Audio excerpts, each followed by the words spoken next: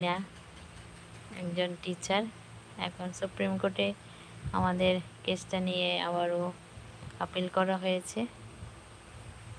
তো ঈশ্বর জানে আবার যদি জবটা ফিরে পাই আর কি। এখন হাউস ওয়াইফে আছি।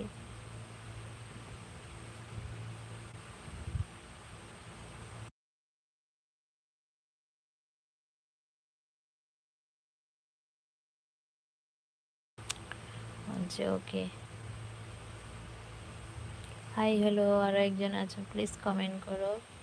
যারা যারা আসছো ওয়েলকাম ওয়েলকাম।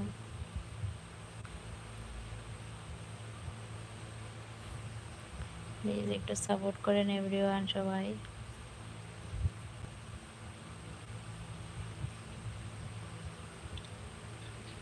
দশ বছর চাকরি করেছি। 2010-এ চাকরি পেয়ে 2020-এ চাকরিটা চলে যায়। প্রায় 10 বছরের মতন চাকরি করেছি। তারপর একটা সুপ্রিম কোর্ট রায় দেয়, কি রায় দেয় সরকারের মাথামুন্ড জানি না। সরকার আমাদেরকে বাড়িতে পাঠিয়ে দেয়, কোনো কাগজ না, কোনো টার্মিনেশন লেটার না। তখন করোনা ছিল, আমরা ভয় ভীতিতে আন্দোলনও করতে পারিনি।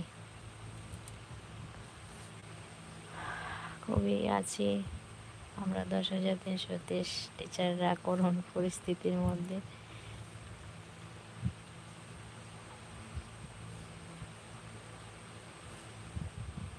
Thank you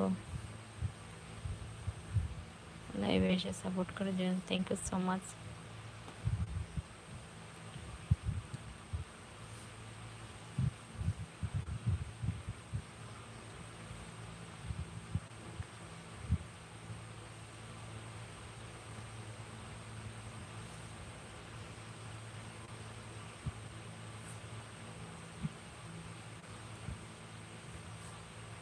hi hello, please বন্ধুরা একটু সাপোর্ট করো, সাপোর্ট প্লিজ,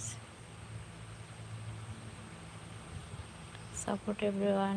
যারা যারা লাইভটা দেখছো লাইক কমেন্ট করে সাপোর্ট করো, আর চ্যানেলটাকে সাবস্ক্রাইব করে রাখো, তাহলে নিত্য নতুন ভিডিও আসলে, লাইভে আসলে নোটিফিকেশন পাবে। হাই হ্যালো, যারা যারাই আসছো আজকের লাইভে welcome and thank you. Please support. আরও তো চাকরি গেছে, তবে ত্রিপুরাতে লেটেস্ট 10,330 টিচারের একসাথে চাকরি গেছে। আসলে আমাদের চাকরি যাওয়ার কথা না, 462 জনের বিরুদ্ধে কেস ছিল, ওদের চাকরি যাওয়ার কথা। আমাদের তো কোনো মানে মানে কি বলবো, কেস ছিল না। তারপরও আমাদেরকে মানে সরকার একটা মিথ্যা প্রবঞ্চনার মধ্যে ফেলে দিয়ে চাকরিটা থেকে বিতাড়িত করেছে, বাড়িতে পাঠিয়ে দিয়েছে। না কোনো কাগজপত্র, না কোনো টাকা পয়সা, আমাদের জবটা যায়নি আসল কথা। তার জন্য আবারও আন্দোলন চলছে, আবারও সুপ্রিম কোর্টে আপিল করা হয়েছে। হাই হ্যালো বন্ধুরা, প্লিজ একটু সাপোর্ট করো আমায়, একটুখানি সাপোর্ট চাই সবার কাছে। জব ভাড়া 10,330 টিচার। আজ নিরুপায় হয়ে ইউটিউবে এসেছি। ইউটিউবেও সফলতা পাচ্ছি না, কোনো ভিডিও ভাইরাল হচ্ছে না। রোজকারের রান্না বান্না কে দেখতে চায় বলো? সবাই এন্টারটেনমেন্ট দেখতে চায়। আমি তো টিচার, সেগুলি করতে পারি না। দাদা কি করে? দাদা আগে ছিল কাঠের বিজনেস, বর্তমানে বাড়িতে আছে, অসুস্থ। বাড়িতেই আছে, আমাদের একটা দোকান আছে, সেই দোকানটা ভাড়া দিয়ে কোনো রকম চলছে দিন যাপন। কাঠের দোকানটা ছেড়ে দিয়ে দোকানটা ভাড়া দেওয়া হয়েছে। দাদা অসুস্থ, আমিও অসুস্থ, একরকম হিমোগ্লোবিন কমে যায়, থাইরয়েডের প্রবলেম। আমার আগের ভিডিওগুলি দেখলে অবশ্যই সবাই দেখবে আমি কীরকম ছিলাম আর এখন কীরকম হয়েছি।